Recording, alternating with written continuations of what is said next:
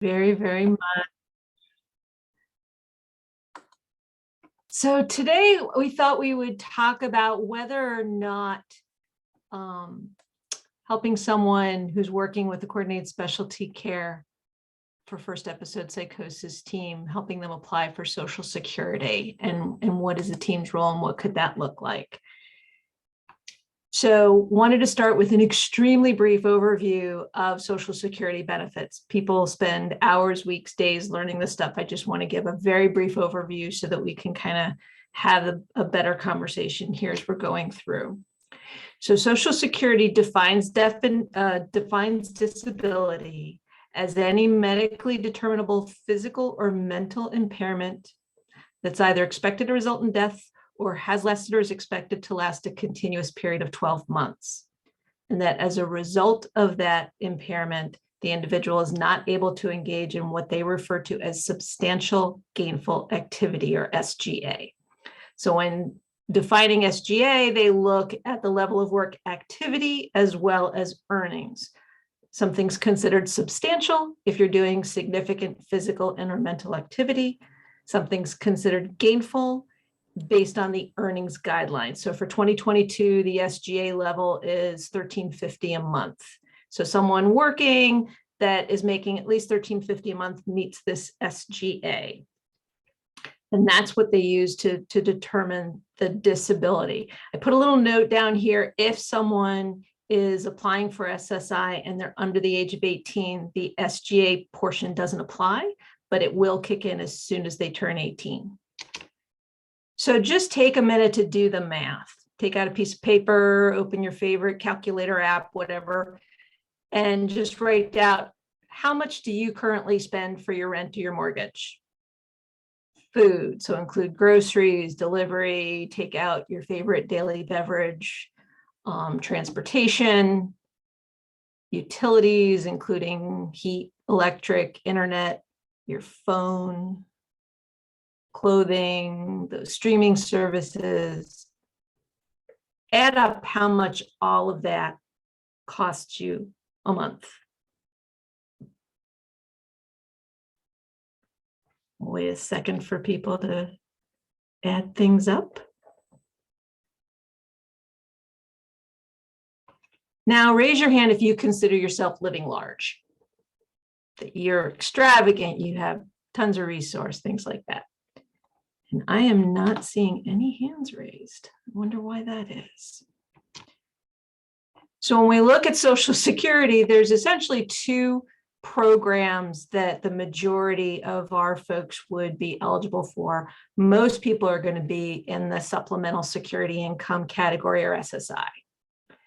With SSI, doesn't require work history. It's a needs-based benefit. So someone has to show that in addition to meeting those disability criteria, that they don't have income or resources according to their guidelines. Currently, the full benefit for SSI for 2022 is $841 a month. So compare the number you just came up with $841 a month.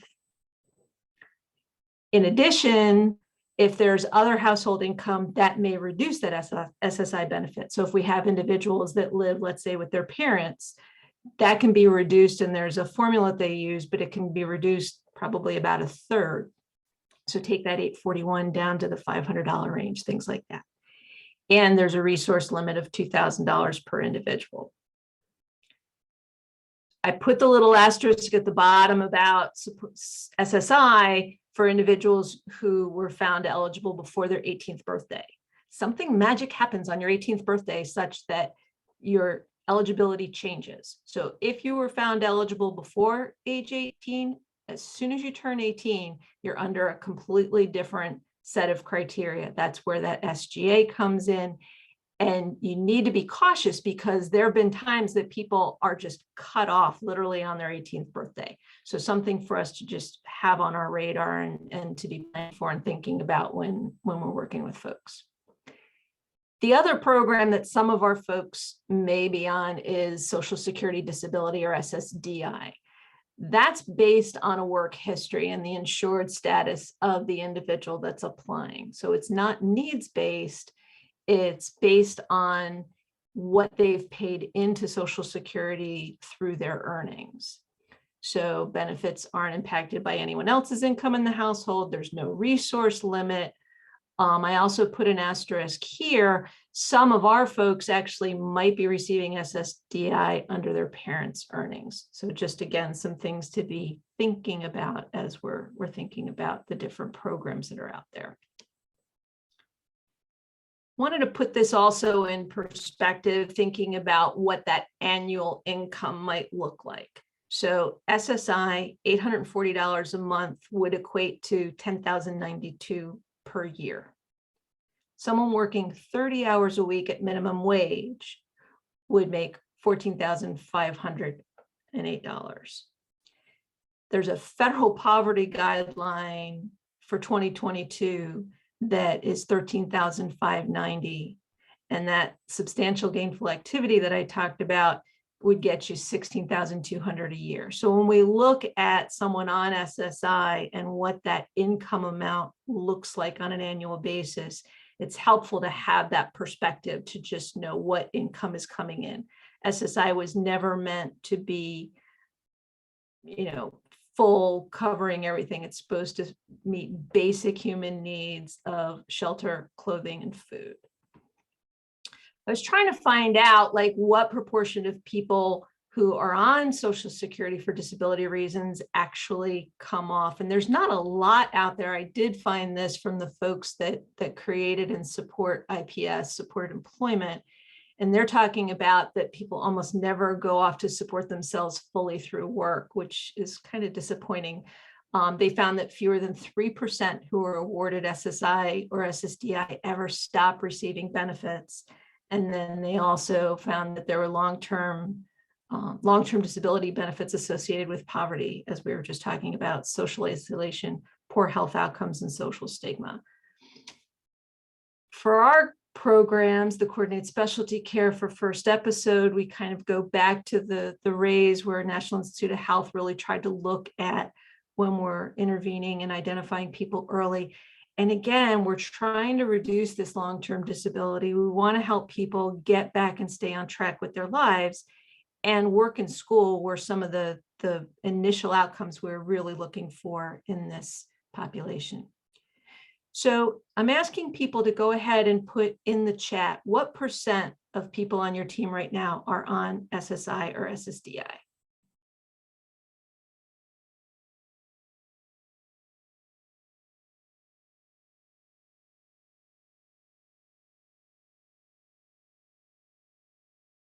If you're not sure, just maybe take a guess.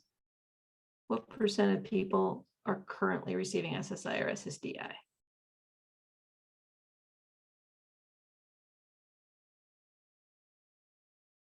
Okay, I see a 90%, 50 to 60%, 85%, 2%, 80, 60, 25, 20, 40.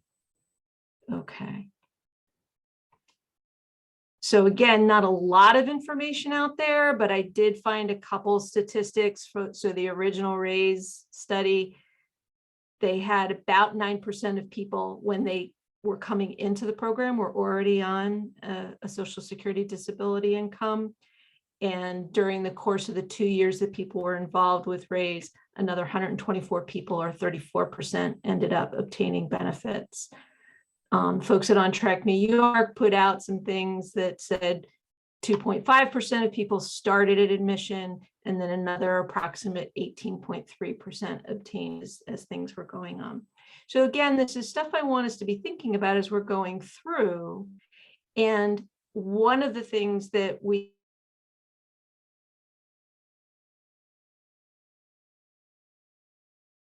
for Social Security at the beginning of treatment.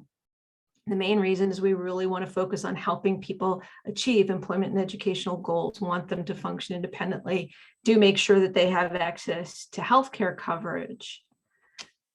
But where does that leave us? Well, just because we encourage people not to apply doesn't mean that we're forbidden to help people explore their options.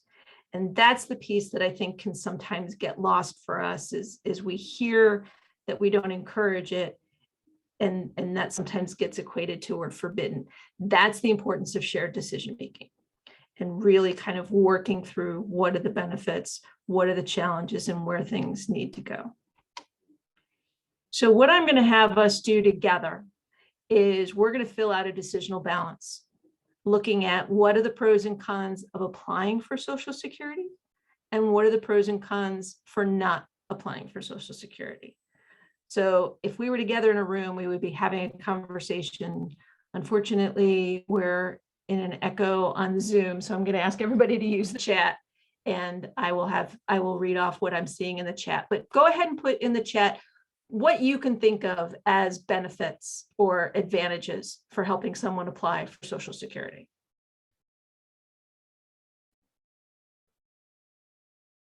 I'm watching our handy dandy chat, waiting for people to put some advantages in there. It's a safety net, basic needs, less worry that they may have about money, symptoms too severe to maintain work, always have access to medication, financial security, help in the short term. Okay. So when I was kind of pulling this together, thinking about people I've worked with and things that we know, so a lot of the themes that y'all are coming up with, basically giving someone income, reliable income, and it reduces the stress on their finances so they can really focus on skill building. Okay, now let's look at the other side. What are the disadvantages of applying for Social Security? And especially we're thinking individuals in this early episode, early in their life. Social stigma, good one. What are disadvantages? Decreased self-efficacy, great. Motivation to do things can go down, makes them think they can't work. Defining their ability to feel accomplishment, great. Resource limit, have to prove every sort of income, social stigma. These are great, you guys are awesome. Can't save money on SSI, absolutely. So again, when I was trying to just come up with sums to get this onto our slide, I was thinking also the stress of the application process. It asks for a lot of information. It can take a very long time to get approved. I couldn't find exact statistics, but as I talked to different people, it's taking on average 2 to 3 years for someone to get benefits. Now there's some programs that can help expedite that a little bit. But again, when you're dealing with someone that is earlier in their experience of their condition, they might not meet those criteria for disability. And so those are some of the things too, that when we think about what Social Security is looking at. Also kind of that self-image of I am disabled or other people seeing me as disabled, or just it might demotivate for work. Excellent. Now, it's always important to flip the switch, right? So what are the advantages of not applying for Social Security?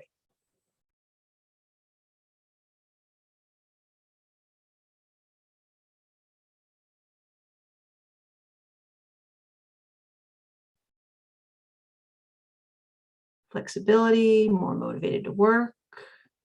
Nice. What are some other advantages? Getting a nice job with greater income, absolutely. Don't have to wait 3 years for some kind of money.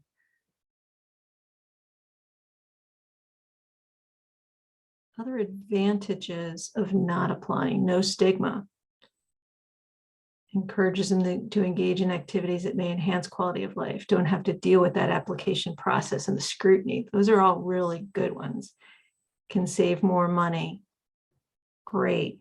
So some of the ones that I came up with are kind of that pride, self-esteem piece. Sometimes I'll hear people say, I want to be a contributing member, not a drain on society, things like that. It may support not seeing themselves as disabled and kind of that motivation to work. Okay, so our final box on our decisional balance, what are the disadvantages of not applying for Social Security?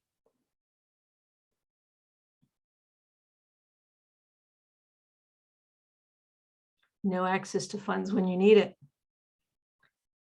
less housing stability, financial struggle, loss of income, loss of housing, stress about money. Absolutely, absolutely. Yeah, you guys are thinking a lot of the things that I was coming up with as well. Really stress on finances, especially if you're relying on others for support. May start feeling guilt if you're not contributing financially, things like that. So this is always a very good exercise to do with an individual to really help identify kind of what are those advantages and disadvantages. As I was preparing for this didactic, I was talking to a lot of different people to really get their perspectives. And the more I talked to people, the more I came up with some things that I wanted to share with y'all so that we kind of had that full picture of what people are saying. So an individual told me that SSI really helped. I was traumatized by being fired from my job. All my coworkers seeing me so paranoid, I couldn't face working again right away. Another parent said, are you saying because my daughter has schizophrenia that she's disabled? Someone else, who wants to live on $842 a month? Someone else, Social Security is not a bad thing. It's a choice, needs to be an informed choice based on facts and figures because there's implications down the road. And we can do a whole nother didactic and kind of life work on the implications of being on Social Security and going to work and what programs exist. Someone else told me it's a myth that SSI equals financial security. I think that's some of the things you guys have been putting in the chat too. I thought this was an interesting, how do we help people see this as a temporary support, not a lifestyle? So again, when we look at the numbers for SSI, we are basically having people live in poverty. We need to examine our willingness to allow people to take risks. We are so risk averse, we want to protect them, so we focus on applying for benefits and don't encourage work. And the last one was really kind of thought-provoking from that social justice lens is, are we helping with recovery or are we okay maintaining someone in poverty? So I thought these were some interesting thoughts that people kind of shared with me. And so when I try and pull this together, what then does that mean for us as members of Coordinated Specialty Care for First Episode teams? So absolutely, we want to help everyone explore those pros and cons. Everyone's situation is a little different. We want to make sure that we're really helping them make that informed decision. It's important that regardless of the decision to apply or not, that conversation, exploring those pros and cons, is absolutely the long list of things that we can work on together. So if someone has anxiety about school or work, let's help them figure out how they can overcome that anxiety. If they need to build confidence, if their goals are for independence, if they're seeing themselves or others are seeing them as disabled. My person who was talking about the trauma, helping people deal with the trauma and kind of get over it so that they can be successful, they can achieve their goals and go where they want to go. Also helping individuals access that wide range of resources and incentives that do support work once people are on Social Security, and always making sure that any employment goals that we have aren't focused on just what won't impact their benefits, because that's something else that we hear sometimes, is really helping people kind of define where they want to go and how things want to go. So here's some of the references and resources that went into this, and you guys will get this as part of the email after the fact. So hopefully we've kind of inspired a little bit of thought as we're thinking about what we do or don't want to do, as we're thinking about income and benefits for folks.